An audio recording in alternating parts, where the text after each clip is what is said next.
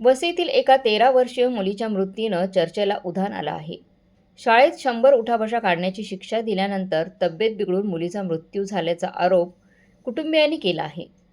सविस्तर माहिती आपण या व्हिडिओच्या माध्यमात पाहूया पुढे. व्हिडिओ शेवटपर्यंत नक्की पहा. वसईच्या सातिवली परिसरातील थंडी अजून सकाळी नीट विरलीही नव्हती. लहानसं घर, मातीचा सुगंध आणि अंगणात ठेवलेली अंशिकाची शाळेची पिशवी. अंशिका गोड फक्त 13 वर्षांची, निरागस, शांत होती. आई वडिलांची लाडकी. तिच्या चेहऱ्यावर रोज सारखंच गोजिरं हसू असायचं. पण त्या दिवशी तिच्या डोळ्यात हसू नव्हतं. फक्त एक अदृश्य भीती होती. स्वयंपाकघरातून आईचा आवाज आला, अंशिका नाश्ता करून जा गं, बाळा रिकाम्या पोटी जातेस. अंशिका चपला घालत म्हणाली, आई उशीर झाला, मॅडम रागवतील, मी शाळेत जाऊन खाते. आईने तिचा हात पकडला. किती उशीर होणार आहे? फक्त 10 मिनिटं ना. अंशिकाने उत्तर दिलं नाही. तिच्या चेहऱ्यावर भीती स्पष्ट दिसत होती. जणू ती उशिराची नाही तर शाळेतील कोणाची तरी भीती वाटत होती तिला. बाबा बाहेर पडलेलेच होते. अंशिकाकडे पाहून म्हणाले, अगं एवढी का घाबरतेस? 10 मिनिटांनी जग थांबत नाही. अंशिका हलकंसं हसली, पण ते हसू खोटं होतं. जणू तिच्या मनात आधीच काहीतरी वादळ वाहत होतं. बाबांनी तिच्या डोक्यावर हात फिरवला. जपून जा, काही झालं तर ताबडतोब मला फोन कर. अंशिकेने मान हलवली आणि पाठीवरची पिशवी नीट बांधून निघाली. सकाळचं वारं केसांशी खेळत होतं, पण अंशिकाचं मन मात्र बेचैन होतं. तिच्या पायांना वेग होता, पण मनाला भीतीचं ओझं. शाळेचं गेट दिसताच तिचा श्वास आणखीनच वाढला. गेट अर्धवट बंद होतं. अनेक विद्यार्थी आत धावत होते. काही गेटजवळ उशीर झाल्यामुळे उभे होते. अंशिकाने घड्याळ पाहिलं. नेमकी 10 मिनिटं उशीर. तिच्या लहानशा हृदयाची धडधड वाढत गेली.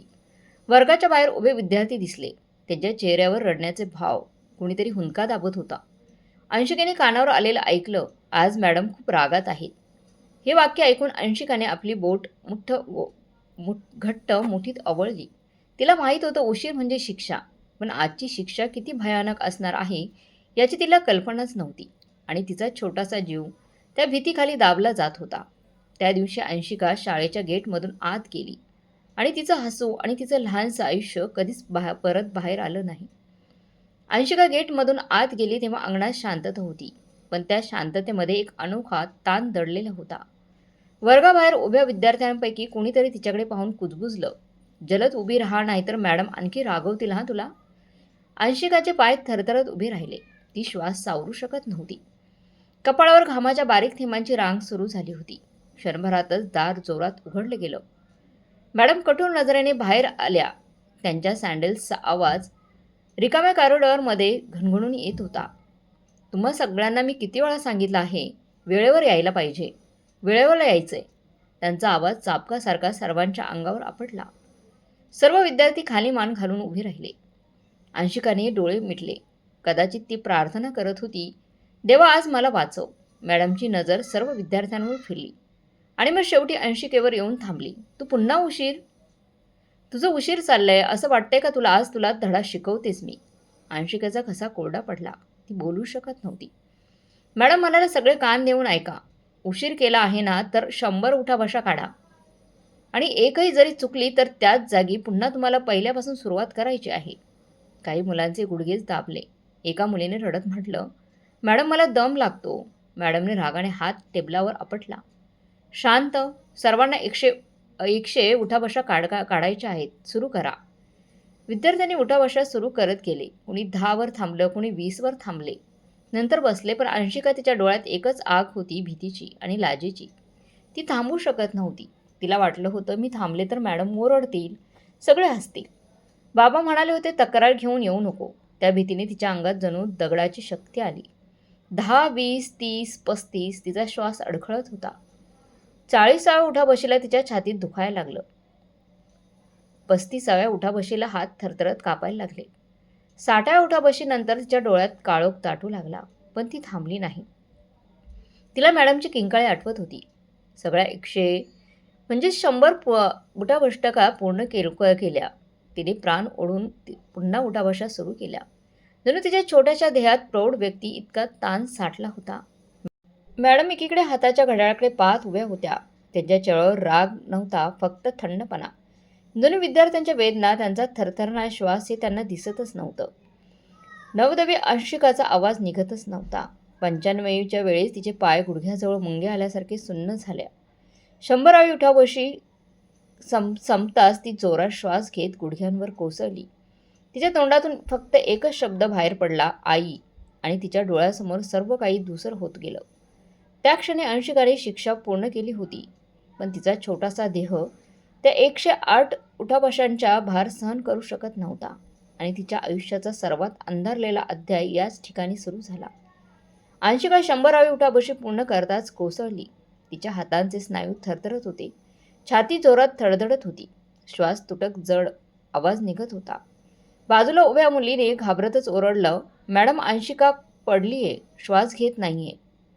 मॅडम काही क्षण तिच्याकडे पाहत उभ्या राहिल्या. रागाने नाही, पण जणू त्या स्वतःच थिजल्या होत्या. क्लासमध्ये कुजबूज वाढली. एक एक विद्यार्थी घाबरून रडू लागला. मॅडमने अंशिकाच्या खांद्यावर हात ठेवून हळूच हलवलं. उठ मुली, नाटक करू नकोस हा. पण अंशिका न हलली ना बोलली.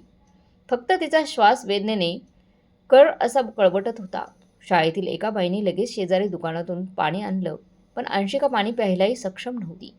तिचे ओठ कोरडे झाले होते. हात बर्फासारखे थंड. मॅडमचे पाय हादरले. स्थिती गंभीर आहे हे आता स्पष्ट होत होतं. शाळेच्या ऑफिसमधून तिच्या घरी फोन लावला गेला. आईला फोन लागताच फक्त एवढं वाक्य सांगितलं गेलं, तुमच्या मुलीची तब्येत बिघडली आहे, ताबडतोब या. आईच्या हातातील पातेलं खाली पडलं. कानात फक्त एकच शब्द घुमत होता, मुलगीची तब्येत बिघडली आहे. ती रस्त्यावर पळतच निघाली. तिची आई. चप्पल पायातून सुटली, केस विस्कटले, पण आईचा वेग कमी झाला नाही.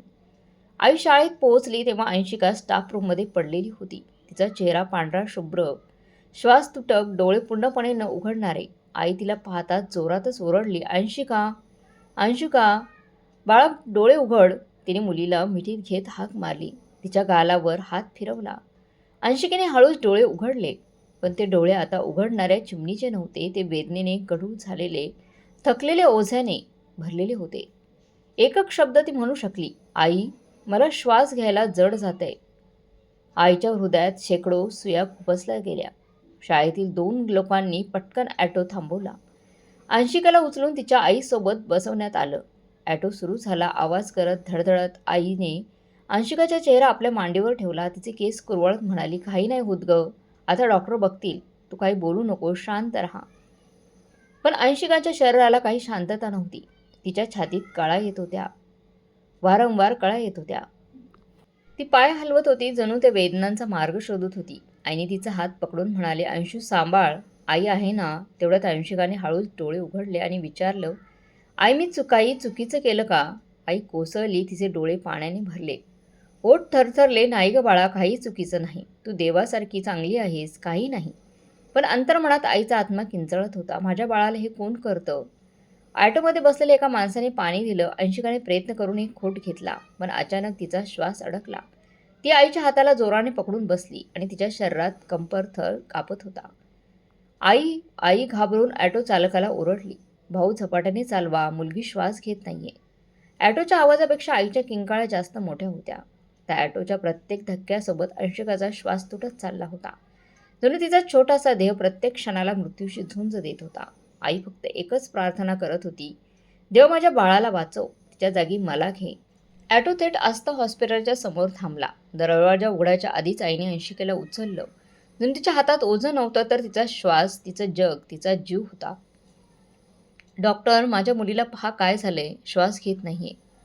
आई ओरडतच आत धावली. नर्सेस धावल्या. अंशिकेला स्ट्रेचवर टाकलं गेलं. आईचा हात सुटत नव्हते. काळजीने धरलेली आईची पकड कुणालाही तोडावी लागत होती. नर्स म्हणाली, मॅडम, तिच्या छातीला जागा द्या, तिला आत नेऊ द्या. आईने रडतच हात सोडले, पण तिचा जीव मात्र आत स्ट्रेचरवर अडकून राहिला. डॉक्टरांनी लगेच ऑक्सिजन मास्क लावला. नर्सेस इंजेक्शन तयार करू लागल्या. मशिनांचे आवाज कानी पडत पीप पीप अंशिकाचा श्वास टेकला होता. कधी चालू, कधी थांबणारा. डॉक्टर गंभीर चेहऱ्याने म्हणाले, तिच्या शरीराला खूप ताण दिला गेला आहे. स्नायूंचा शॉक आहे आणि दम लागतोय तिला. तिला स्थिर करावं लागेल. आईला त्याचा अर्थही समजत नव्हता. तिला फक्त तिच्या मुलीचा पांढरा अनोळखी चेहरा दिसत होता. आई स्ट्रेचर जवळ बसली. तिच्या हातात अंशिकाचे लहान बोट. अंशू, आई इथेच आहे ग, तू डोळे उघड, मी काही बोलणार नाही, तू थंड पाणी प्यायचं. मला बघ फक्त पण अंशिकाचे डोळे फक्त अर्धे उघडत होते. तिच्या डोळ्यात वेदना, घाबरलेपणा आणि थकवा जणू ती लढत होती. पण तिचा देह साथ देत नव्हता. बाबांना फोन कधी केला गेला आई त्याला आठवणार नाही. तेव्हा हॉस्पिटलमध्ये येताच आई कोसळली. "बघा ना, आपल्या बाळाला काहीतरी करा, तिला काहीतरी करा." बाबांनी अंशिकाचा चेहरा नीट पाहिला. हातात घेतला आणि त्यांचे हात थरथरत होते. डोळ्यातून अश्रू वाहत होते. "अंशिका बाळा, बाबा आलाय गं. तू फक्त डोळे उघड, घाबरू नकोस. बाबा आहे ना." त्यांचा आवाज मोडत मोडत बाहेर येत होता. डॉक्टरांनी तिला इंजेक्शन दिले, सलाईन लावली, ऑक्सिजन वाढवलं. पल्स लो आहे, श्वास अनस्टेबल, CPR तयार ठेवा, डॉक्टरांनी घोषित केलं. नर्स म्हणाले, सर तिचं शरीर शॉकमधून रिकवर होत नाही. आईचे कानातले आवाज दुसरं होत होते. तिला डॉक्टर काय म्हणत होते तेच ऐकू येत नव्हतं. तिला फक्त तिच्या बाळाच्या छातीचा उठता बसता श्वास दिसत होता. अचानक अंशिकेने डोळे उघडले, खूप हळू पण उघडले. आई आई धावत तिच्या जवळ आली. अंशू अंशू माझं बाळ. अंशिकेने आईकडे पाहिलं. अगदी थकलेल्या वेदनेने दमलेल्या नजरेने तिने हळूच हात वर केला. आईच्या चेहऱ्यावर ठेवण्याचा प्रयत्न केला, पण हात हवेतच थरथर थांबला. ती फक्त कुजबुजली, आई श्वास होत नाहीये, श्वास घेता येत नाही. आईने तिचा चेहरा धरला. बाबा तिच्या पायाशी बसले आणि अंशिकेचा श्वास क्षणोक्षणाला मंद होत गेला. मशीनचा बीप बीप हळूहळू मंद होत गेला. डॉक्टरांचे हात वेगाने हलत होते. आईबाबांचे हात अंशिकाला धरून थरथरत होते आणि त्या खोलीत एक अशी शांतता पसरत होती जी कोणत्याही पालकाला आयुष्यभर विसरण्याची ताकद नव्हती. रुग्णालयात डॉक्टर धडपड करत होते. तिला वाचवण्याचा प्रयत्न करत होते. आई बाबा अंशिकाचे हात घट्ट धरून बसले होते. पण काही क्षणांनी मशीनचा आवाज लांबट झाला. बीप. डॉक्टरांनी हळूच मास्क काढला, डोळे खाली केले. आम्ही प्रयत्न केले पण मुलगी वाचली. आईच्या हातातून अंशिकाचा हात निसटला. बाबा जागीच बसून रडू लागले. एक बाप जो कधीच दुखावला नव्हता आज पूर्णपणे मोडून पडला होता. बाहेर जमलेले नातेवाईक लोक सगळीकडे एकच वाक्य, उशिरासाठी दिलेल्या शिक्षेने मुलगी गेली. गावात संताप उसळला. शाळा बंद केली गेली. लोक रडत होते, चिडले होते आणि अंशिकाचं घर तिच्या हसण्याशिवाय कायमचं रिकामं झालं. आईबाबांनी शेवटचं एकच वाक्य म्हटले, आमचं बाळ वेळेवर यायचं. घाबरली होती ती आणि त्या घाबरण्याने तिचं आयुष्यच गेलं. विद्यार्थ्यांना अशा प्रकारे शिक्षा करणं चुकीचं आहे. हे शिक्षण हक्क कायद्याचं उल्लंघन आहे. मुलांना अशी शिक्षा करता येत नाही. पालकांचं म्हणणं आहे की म्हणजेच अंशिकाच्या आईवडिलांचं म्हणणं आहे की उठाभाषा काढायला लावल्याने मृत्यू झालेला आहे तिचा. मृत्यूचं कारण आम्ही स्पष्ट करू शकत नाही, परंतु शाळेची चौकशी आम्ही सुरू केली आहे, असं त्यांनी म्हटलं आहे. शिक्षण हक्क कायद्यांचं उल्लंघन केल्याप्रकरणी शाळेवर कारवाई करणार असून शिक्षा करणाऱ्या शिक्षकेवरही तात्काळ कारवाई करण्याचं सांगितले गेले. शिक्षकेवरही तात्काळ कारवाई करणार असल्याचं शिक्षण अधिकाऱ्यांनी सांगितलं आहे. बाकी मित्रांनो, तुम्हाला या न्यूजबद्दल काय वाटते कमेंट बॉक्समध्ये नक्की कळवा. तुम्हाला काय वाटतंय मित्रांनो, शिक्षकाने एवढी मोठी शिक्षा देणं योग्य आहे की अयोग्य कमेंट बॉक्समध्ये नक्की कळवा.